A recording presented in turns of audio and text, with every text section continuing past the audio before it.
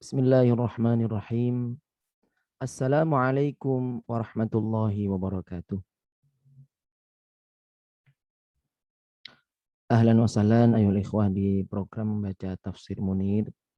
Alhamdulillah dari hari Sabtu yang kemarin kita pending satu hari karena kami ada kegiatan yang tidak bisa untuk kami tinggalkan.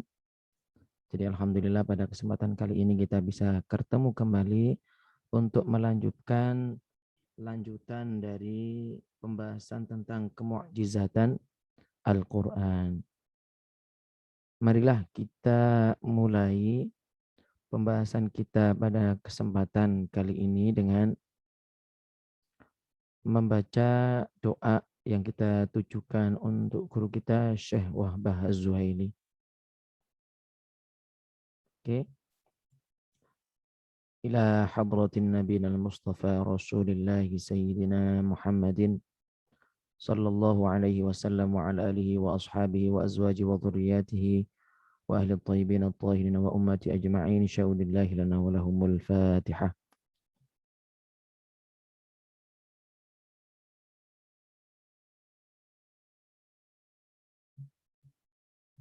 ثم إلى روح شيخ وهب الزهيري الفاتحة.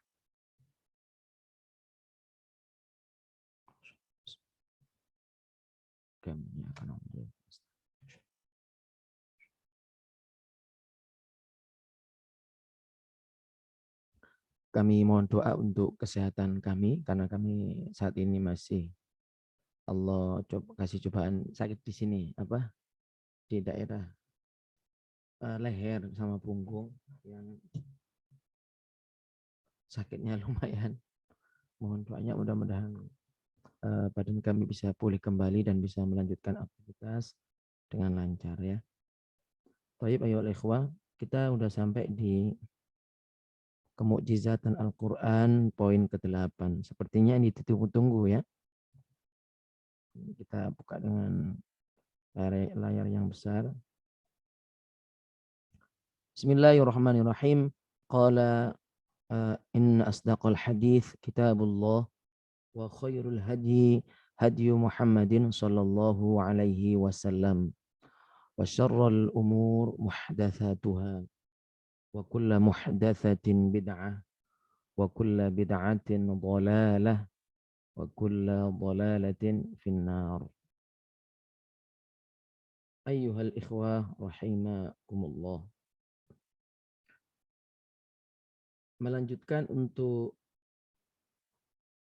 mukjizat-mukjizat Al-Quran yang ke-8 adalah bahwa pengetahuan yang dikandung oleh Al-Quran, yang mana pengetahuan ini merupakan penopang hidup seluruh manusia.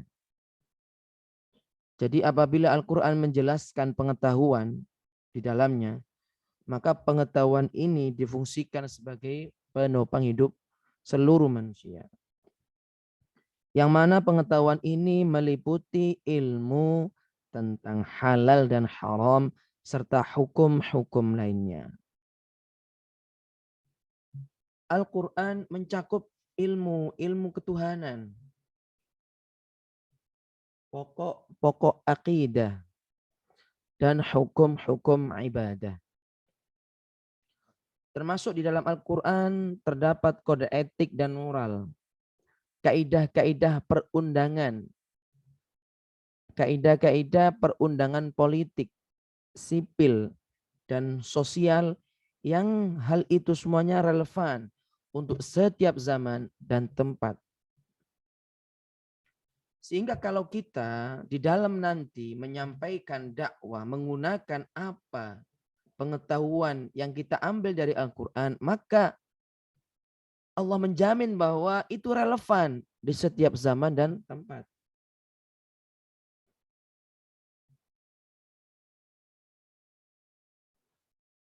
Untuk bukti kemukjizatan Al-Quran yang ke-9 adalah hikmah-hikmah luar biasa menurut kebiasaan yang tidak mungkin ditelurkan oleh seorang manusia. Yang mana kebiasaan yang tidak mungkin dilihat dari banyaknya dan kemuliaannya. Itulah salah satu kemukjizatannya ayol ikhwan. Banyak sekali, banyak sekali. Kadang Allah mengislamkan hambanya itu hanya karena si hamba ini membaca ayat-ayat dalam Al-Quran. Kemudian dia menemukan sebuah kebenaran yang sudah lama sekali dia dapatkan. Dan secara manusiawi orang tidak akan mampu untuk melakukannya. Dan hal-hal yang lainnya yang tentu itu di luar kebiasaan, yang menurut kebiasaan tidak mungkin ditelurkan oleh seorang manusia. Baik, untuk yang ke-10 adalah kemukjizatan yang berisi keserasian secara lahir dan batin dalam semua isi Al-Quran tanpa adanya kontradiksi. Serasi lahir dan batin, Masya Allah. Mari kita buktikan hal tersebut dengan membaca penjelasan dari Allah Subhanahu wa taala yang ada pada surah An-Nisa ayat ke-82. Ya. Saya akan membuka An-Nisa surah ke-5.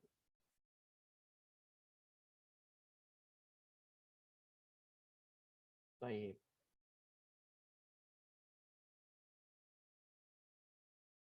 Ayat ke-82.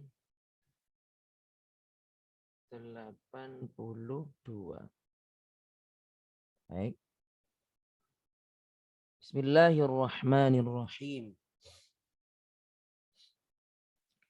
Walau kana min 'indi ghairillahi lawajadu fihi ikhtilafan katsira.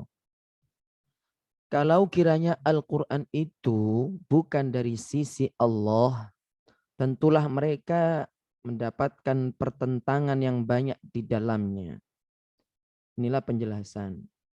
Maka silakan saat ini Anda mencoba untuk menantang ayat ini, untuk membuktikan bahwa adakah Al-Quran. Kalau Al-Quran itu bukan dari sisi Allah, tentu nanti terdapat pertentangan. Misalnya kalau Al-Quran memang adalah sebuah bacaan, kita katakan bacaan selain Al-Quran misalnya, kitab-kitab yang lainnya, ya. Ada yang mengatakan kitabnya kaum fulan, fulan dan fulan, katanya namanya kitab ini. Silakan dicek. Apakah di situ ada pertentangan atau tidak? Dan kemudian bandingkan dengan Al-Quran. Silakan diteliti sendiri. Di mana di dalam Al-Quran ada pertentangan di situ ayat itu. Baik. Dari penjelasan aspek-aspek kemukjizatan Al-Quran ini, terlihat bahwa aspek-aspek tersebut mencakup uslub, mencakup diski dan makna. Ya. Nah, seperti apa aspek-aspek tersebut? Jadi kan salah satu dari kemukjizatan Al-Quran itu adalah ada dari aspek uslub, diksi maknanya. Kalau kita lihat dari 10 itu ikhwah, mari kita coba ulang kembali. Komposisi yang indah, yang berbeda dengan susunan yang dikenal. Diksi yang berbeda dengan seluruh diksi orang Arab, ya. Ini poin yang kedua, ya. Kefasihan yang tidak dilakukan oleh makhluk, yang tidak mungkin. Kemudian pemakaian bahasa Arab dengan cara yang tidak dapat dilakukan orang Arab. Pemberitaan tentang hal-hal yang telah terjadi sejak permulaan adanya dunia hingga waktu turunnya Al-Quran kepada Nabi Muhammad SAW. Penempatan janji Allah. Kemudian pemberitaan tentang hal-hal gaib. Pengetahuan yang dikandung oleh Al-Quran merupakan penopang hidup seluruh manusia. Hikmah-hikmah luar biasa yang menurut kebiasaan tidak mungkin dilihat dari banyak dan kemuliaannya ditelurkan oleh seorang manusia. Kemudian keserasian secara lahir dan batin dalam semua isi Al-Quran. Nah, terkait kemukjizatan diksi Al-Quran dan maknanya, lah karakteristik diksi ini ada 4 ciri-ciri karakternya. Yang pertama, pola dan susunan yang luar biasa indah.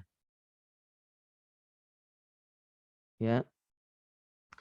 Serta timbangan yang menakjubkan yang berbeda dari seluruh bentuk kalam bangsa Arab, baik puisi, prosa, dan orasi. Dari zaman ke zaman, dari generasi ke generasi, Setiap generasi ini memiliki buku-buku yang indah, buku-buku yang terbaik. Namun dari sekian buku yang terbaik, ayyuhal ikhwah, belum ada yang mampu menandingi. Bahkan kehebatan buku-buku yang ada itu karena apa? Karena dia di dalamnya ada Al-Quran. Kemudian kedua, keindahan kata yang amat memukau. Kata-katanya memukau. Keluasan format dan keelokan ekspresi. Masya Allah, tabarakallah. Tayyib. Ayo al-ikhwah. Setelah pola susunannya yang luar biasa, keindahan katanya yang amat memukau, kemudian keharmonisan dan kerapian nada dalam rangkaian huruf-huruf, susunannya, formatnya, dan inspirasi-inspirasinya. Sehingga Al-Quran layak untuk menjadi seruan kepada seluruh manusia dari berbagai level intelektual dan pengetahuan. Ya, semakin cepat misalnya manusia di dalam memahami Al-Quran, dekat dengan Al-Quran, maka semakin cepat pula keintelektualitasannya itu akan bertambah. Baik. Ayo al-ikhwah, mari coba kita melihat penjelasan di surah Al-Qamar yang menjelaskan bagaimana Al-Quran ini mudah dihafalkan. Ya, surah Al-Qamar ayat ke-17 yang bunyinya adalah walaqad yassarnal Qur'ana lidzikri fahal mim muddakir. Dan sesungguhnya telah kami mudahkan Al-Quran untuk dipelajari, untuk dipelajari. Maka adakah orang yang mengambil pelajaran? Maka adakah orang yang mengambil pelajaran? Jadi mulai dari pola susunannya, keindahan katanya, keharmonisannya. Dan yang keempat adalah keserasian kata dan makna. Kefasihan kata dan kematangan makna. Keselarasan antara ungkapan dengan maksud. Keringkasan dan kehematan tanpa kelebihan apapun, subhanallah. Dan penanaman banyak makna dengan ilustrasi-ilustrasi konkret yang hampir-hampir dapat kita tangkap dengan panca indera dan kita dapat berinteraksi dengannya. Walaupun hal tersebut diulang-ulang dengan cara yang atraktif dan unik. Masya Allah. Seperti inilah bagaimana Syekh Bazuhaili ini menjelaskan daripada kemukjizatan Al-Quran dari sisi uslubnya, diksinya dan maknanya. Baik. Yang tadi dari katanya ikhwah. Sekarang karakteristik makna seperti apa kemukjizatannya itu ada 4. Yang pertama adalah kecocokan dengan akal dan logika, ilmu dan emosi. Ya, akal, logika, ilmu dan emosi. Ini cocok, kerasa hati kita ya. Kemudian dari segi makna, kekuatannya persuasif. Daya tariknya terhadap jiwa dan realisasi tujuan dengan cara yang tegas dan tandas. Masya Allah. Masya Allah. Ada kata yang perlu untuk kita jelaskan di sini, yaitu persuasif. Persuasif. Persuasif itu membujuk secara halus supaya menjadi yakin. Jadi ada kekuatan persuasif. Terdapat daya tarik terhadap jiwa dan realisasi tujuan dengan cara yang tegas dan tandas. Apa tandas di sini? Tandas itu adalah habis-habisan, gitu, nyata, pasti, jelas, begitu. Masya Allah, ikhwah. Kemudian kredibilitas, kredibilitas.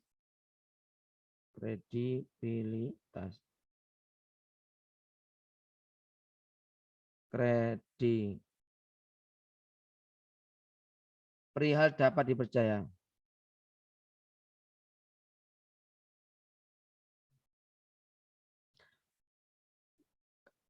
Bisa dipercaya, Al-Quran ini bisa dipercaya. Jadi kredibilitas itu adalah perihal dapat dipercaya dan cocok dengan peristiwa-peristiwa sejarah gitu. Kredibel ya.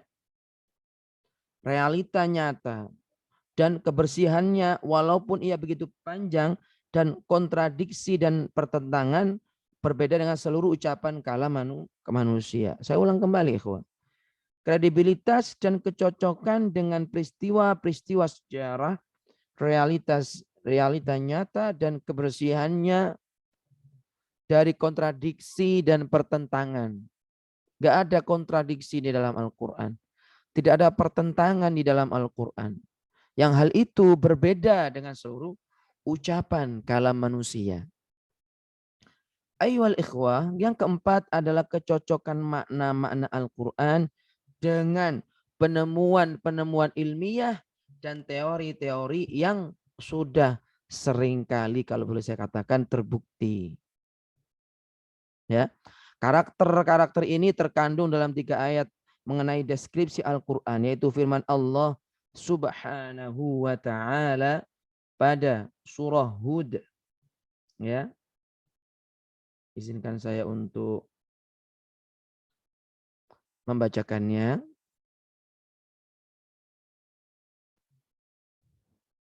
Untuk penjelasan Allah Subhanahu wa ta'ala mengenai karakter-karakter yang kami sebutkan tadi, kecocokan dengan akal, kekuatan persuasif, kredibilitasnya, kemudian kecocokan maknanya, itu diantara lain tertera pada surah Hud ayat yang pertama. Bismillahirrahmanirrahim. Alif Lam Ra. Kitabun uhkimat ayatuhu thumma fussilat min ladun hakimin khabir. Min ladun hakimin khabir. Yang artinya Alif Lam Ra. Inilah suatu kitab yang ayat-ayatnya disusun dengan rapi serta dijelaskan dengan cara terperinci, yang diturunkan dari sisi Allah yang maha bijaksana lagi maha tahu. Allah pun menjelaskan di surah Fussilat ayat yang ke-41 sampai dengan 42. Innalladzina kafaru bidzikri lamma ja'ahum wa innahu lakitabun aziz la ya'tihil batilu min baini yadayhi wala min khalfihi tanzilun min hakimin hamid. Sesungguhnya orang-orang yang mengingkari Al-Quran, ketika Al-Quran itu datang kepada mereka, mereka itu pasti akan celaka. Dan sesungguhnya Al-Quran itu adalah kitab yang mulia, yang tidak datang kepadanya Al-Quran. Tidak datang kepada Al-Quran itu kebatilan baik dari depan maupun dari belakang Al-Quran. Yang diturunkan dari Rabb yang maha bijaksana lagi maha terpuji. Surah Fussilat ayat 41 sampai dengan 42. Berikutnya yang menjelaskan tentang karakter tersebut adalah surah Al-Hasyr ayat ke-21 yang berbunyi, "Lau anzalna hadzal Qur'ana 'ala jabalin la ra'aitahu khashi'an mutasaddian min khasyatillah Wa tilkal amthalu nadribuha linnasi la'allahum yatafakkarun.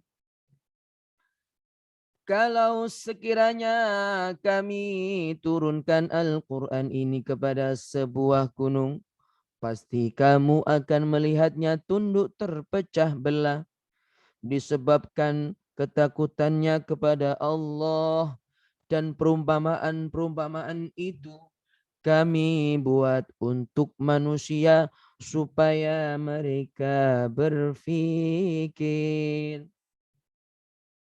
Masya Allah, tabarakallah. Ayo ikhwas sekalian. Demikianlah 3 ayat Allah yang menjelaskan bagaimana karakter-karakter makna yang ada di dalam Al-Quran. Thayyib. Ayo ikhwah, Al-Quran Karim akan senantiasa menampilkan mukjizat di setiap zaman. Ini menurut penjelasan dari Syekh Wahbah Zuhaili. Sebagaimana dikatakan oleh Ar-Rafi'i di bukunya I'jazul Quran, bagaimana pendapatnya? Al-Quran adalah kitab setiap zaman. Oke, di setiap masa ada saja dalil dari masa tersebut tentang kemu'jizatannya. Masya Allah, tabarakallah. Al-Quran mengandung mukjizat dalam sejarahnya. Berbeda dengan kitab-kitab lain. Al-Quran mengandung mukjizat dalam efeknya terhadap manusia. Serta Al-Quran mengandung mukjizat dalam fakta-faktanya. Ini adalah aspek-aspek umum yang tidak bertentangan dengan fitrah manusia sama sekali. Karena itu, aspek-aspek tersebut akan selalu ada selama fitrah masih ada. Oleh karena itu, ayyuhal ikhwah, kepada siapapun yang sekarang mendengarkan video ini, yang mendengarkan kajian ini, maka mari coba kita makin kembali dekat kepada Al-Quranul Karim. Sebagaimana yang diharapkan oleh penyusun tafsir Munir ini adalah supaya siapapun yang membaca buku ini nanti makin dekat hubungannya dengan Al-Quran. Demikianlah ayat ikhwah untuk lanjutan kajian pada kali ini, yakni melanjutkan tentang kemukjizatan Al-Quranul Karim. Fa insyaallah di kesempatan berikutnya kita akan melanjutkan tentang pembahasan perihal kearapan Al-Quran dan penerjemahannya ke dalam bahasa selain Al-Quran. Mari kita berdoa kepada Allah Subhanahu wa taala, semoga untuk pertemuan kita kali ini diridhai oleh Allah Subhanahu wa taala dan Allah memaafkan semua kesalahan kita, zahiran wa batinan, baik yang tampak maupun yang tersembunyi, dan Allah Subhanahu wa taala memilih kita menjadi orang-orang yang terbaik di dalam memahamkan Al-Qur'an, di dalam memahami Al-Qur'an, di dalam menjelaskan Al-Qur'an, dan mudah-mudahan Allah memberikan kita kemudahan di dalam kita menjelaskan Al-Qur'an kepada orang lain. Hadza minni fa nas'alullahal azim. Mudah-mudahan Allah maafkan kita semuanya. Kita tutup dengan doa kafaratul majlis. Subhanakallahumma wa bihamdika nasyhadu an la ilaha illa anta nastaghfiruka wa natubu ilaik. Kami tutup di pukul 6.30 pada waktu Indonesia Barat, yakni bertepatan dengan setelah ba'da salat maghrib. Dari saya Fakhri, assalamualaikum warahmatullahi wabarakatuh.